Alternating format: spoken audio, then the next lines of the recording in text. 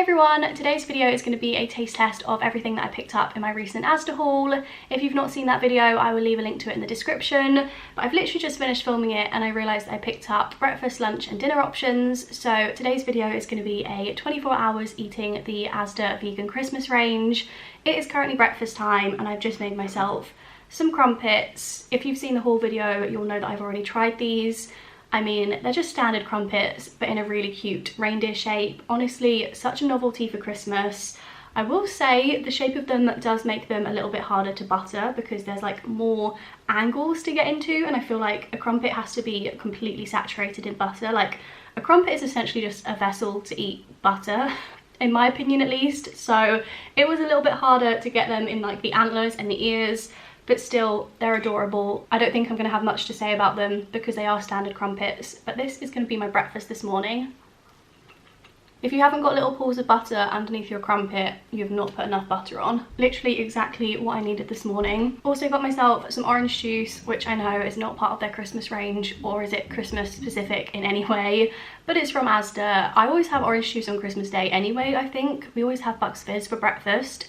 If you guys have like a specific Christmas drink, definitely let me know in the comments below. Very intrigued. I love finding out other people's Christmas traditions, but I don't actually buy myself orange juice all that much, so it still feels like a little bit of a treat to me. It has probably been not even half an hour since I finished breakfast, but it is so cold today. Just made myself a cup of tea. I've also got myself a hot water bottle, and I had a very late breakfast, so I figured it would be wrong to have a cup of tea at this time without some sort of biscuit. So I'm going to be trying these dark chocolate, cranberry and orange tiffins. I am pretty sure I've tried these before. If not, I've tried something very similar and I remember really enjoying them. So I'm hoping this time around it's the same. This is what they look like. They smell incredible. You get 5 in the packet. They're not really huge. I feel like they could definitely be bigger, but maybe tiffin is the kind of thing that you wouldn't want a huge amount of because I feel like it tends to be quite rich. That is very sweet. I feel like the one that I had last year definitely wasn't this sweet. I mean, it's definitely good. I don't know if I would necessarily buy them again. I feel like they're just very, very sweet, and I don't have a huge sweet tooth. I mentioned in the haul video, but I made some homemade versions of this last year, and I used ginger nut biscuits, pistachios, cranberry and orange chocolate. And if I'm honest, I think I do prefer my homemade ones to these ones. I just think these ones are maybe a little bit too sweet for me. I'm definitely more of like a dark chocolate kind of person, and the orange is quite overpowering them. I mean, I'm making them sound like they're not good. They're still incredible and I'm still going to enjoy every single one in this pack, but probably wouldn't buy them again. It is now lunchtime, so I've got myself the Festive Bubble and Squeak sandwich to try. This comes with spiced chutney and it's on sage and onion bread, which I think sounds really good. This will now be my 5th vegan Christmas sandwich, I think, that I've tried this year so far. So we'll definitely have to see how it compares to the others. This is what the inside looks like. It is definitely very well filled. There's a lot of spinach going on in there. I think that's some red cabbage, and then the Bubble and Squeak on the bottom. At the moment, all I can smell is the sage and onion, and it smells so good. I have pretty much eaten half the sandwich trying to get into the middle so I could give it a fair judgment, because I feel like the edges of the sandwich are always quite dry. But I do feel like this is quite a dry sandwich overall. It doesn't have like a whole lot of moisture going on in there.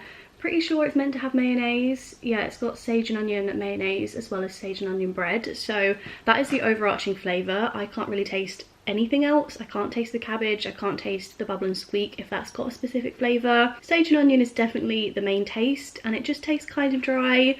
I mean, it's not bad in any sense. I really like the flavour. I am obsessed with sage and onion stuffing, so can't complain that that is what this tastes like. But I do think it would benefit from maybe a little bit more chutney, a little bit more mayonnaise. I don't know if it's because I bought this yesterday and it's probably better on the day you buy it.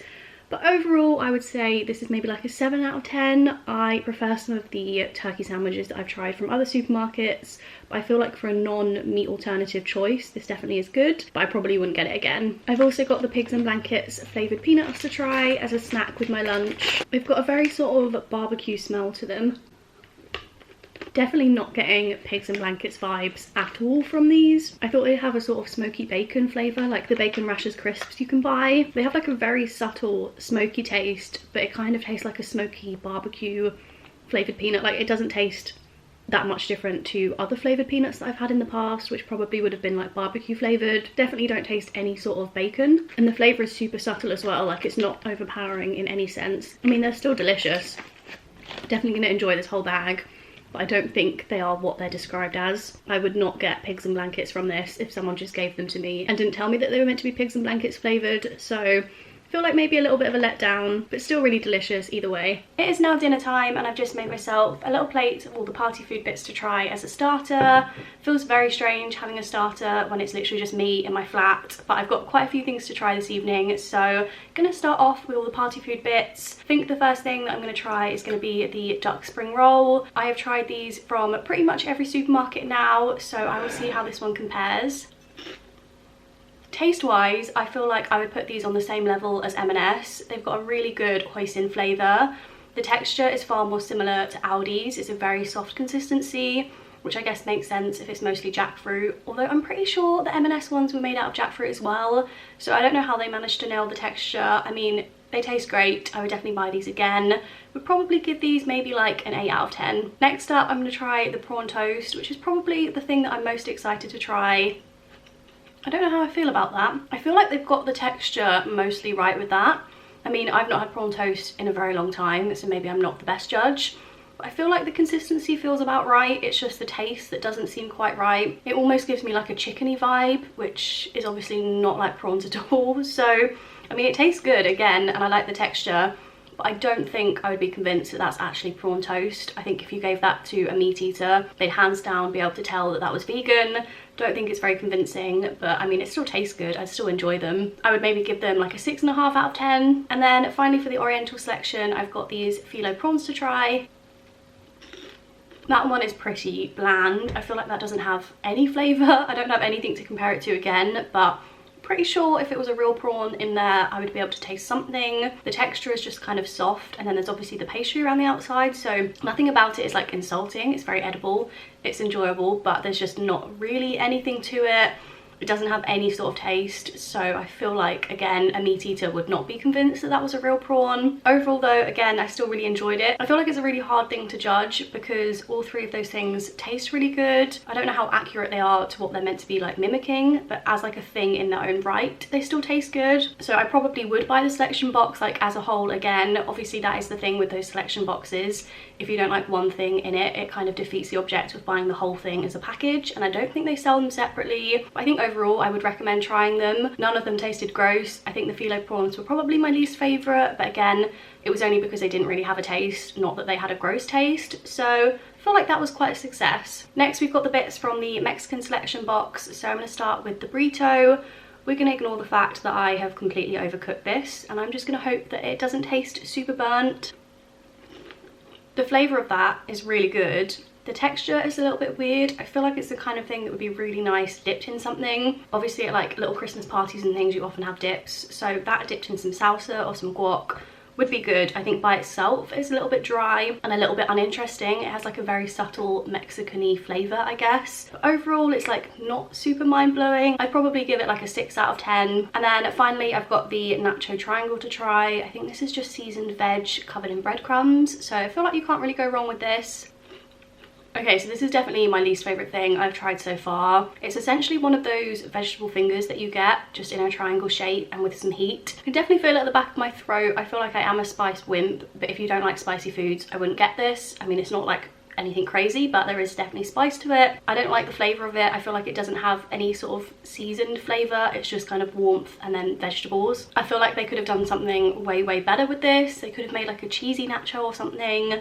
I just do not like the flavour that's going on. I'm just getting mushy vegetable vibes. I feel like this would be like a 4 out of 10, and I think I wouldn't repurchase the Mexican selection just because neither of them blew me away. So if I was just going to get one of the party foods, it would definitely have to be the Oriental one. I am back with my main course, so I've got the vegan mash and also the red cabbage to try.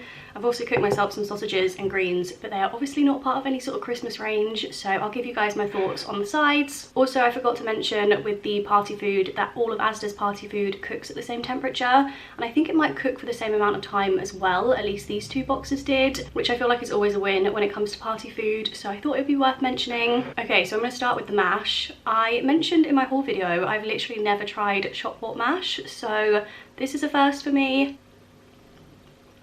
I know this is going to sound bizarre, but it's a really weird experience eating mash that doesn't have lumps in. because whenever I make it myself it's always lumpy, so I'm just used to having lumpy mash. So this is actually very nice to have properly smooth mash. I feel like there'd be no way a non-vegan would know that that was vegan mash. I feel like mash is something that's fairly easy to make vegan. It's just a case of swapping out the butter or any sort of like cream. Tastes really good, tastes smooth, doesn't taste vegan in any sense. If I was to buy vegan mash again, I would get this mash, but I personally don't really buy pre-made things like that, so I probably personally wouldn't buy it again. But I think if you're looking for like a really quick, easy, convenient mash, I would definitely recommend this. It tastes really good and I'm definitely going to enjoy this. Finally, I'm going to try the red cabbage. Now, this is not something that I normally make myself. I don't actually remember the last time I had red cabbage in this sort of way. It probably would have been last Christmas, so I don't know if I'm going to have too many thoughts on this. I feel like for what that is, like for a red cabbage dish, that tastes really good. I think mixed in with everything and with some gravy, it would taste a lot better. I just think that's like my own personal preference. Again, probably not something I would buy again, but I think if you're looking for red cabbage, this one tastes great, so I would definitely recommend it. Definitely feel like today has been a good day of eating. I am now going to finish off my dinner. Unfortunately, I didn't pick up anything for pudding, although I do have some of those tiffins left, so I might have one of those later with a cup of tea. I think I might just end this video here, so thank you guys so much for watching. I hope you enjoyed it, and I'll see you in my next one. Bye.